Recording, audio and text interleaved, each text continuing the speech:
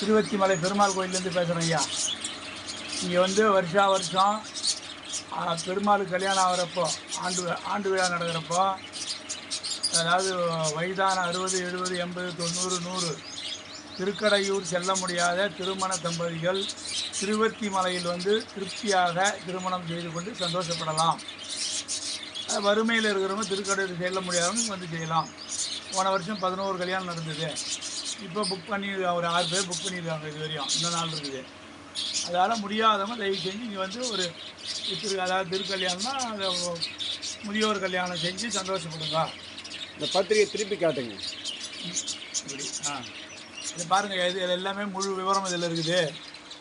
இதை படித்து பாருங்கள். 25/4/2025 வெள்ளிக்கிழமை மாலை 6 மணி. நன்றிங்க ஐயா. விருப்பம் உள்ளவர்கள் முதலில் புக் பண்ணவும். நன்றிங்க ஐயா. ஓகே, சந்தோஷம். உங்கள் ஃபோன் நம்பர் சொல்லிவிடுங்க அப்படியே. 9176466100. நன்றிங்க ஐயா. ரைட் ஐயா, நன்றி, சந்தோஷம். இந்த சேனல் ஒளிபரப்பலாம்ல? சாதாரணமாக சந்தோஷமாக பண்ணுங்க ஐயா.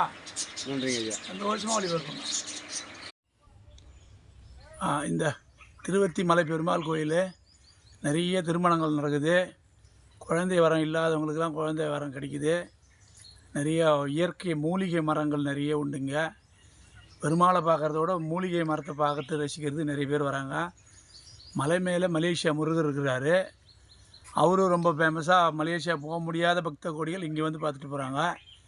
ரொம்ப ரசிக்க வேண்டிய இடம், பார்க்க வேண்டிய ஒரு தடவை, வாழ்க்கையில் ஒரு தடவை பார்க்க வேண்டிய இடம். இந்த ஊர் பேருங்க? திருவத்திமலை ஐயா.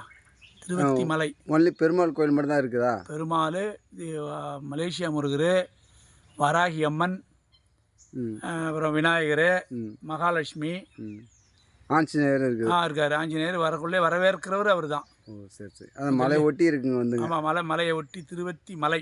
தினமும் அபிஷேகம் நடக்குதுங்களா? தினம் காலை மாலை அபிஷேகம். சரி, வரவங்களுக்கு அன்னதானமும் செய்கிறீங்க? அன்னதானம், டெய்லி அன்னதானம் உண்டு. சரிங்க. திருப்பதியில் நடக்கிற மாதிரி எல்லாம் பெருமாள் கோயிலில் என்னென்ன விசேஷம் நடக்குதோ அது எல்லாமே இங்கே நடக்குது.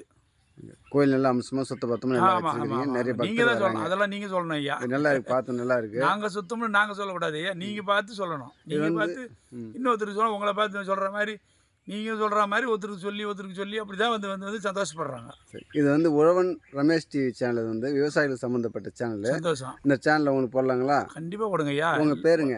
குப்புசாமி ஐயா. குப்புசாமி சாமியார். குப்புசாமின்றது இப்போ பெருமாளுக்கு சேவை பண்ணுற பெருமாள் சேவகர். பெருமாள் சேவகர். ஒரிஜினல் பேர் குழந்தையில வச்ச பேர் குப்புசாமி. சரி, எந்த நேரமும் சாமி வந்தால் பார்க்கலாம். எப்போ வேணாலும் பார்க்கலாம். சரி, நன்றிங்க சாமி. வாங்க ஐயா. சந்தோஷம் ஐயா. சந்தோஷம். வாங்க ஐயா.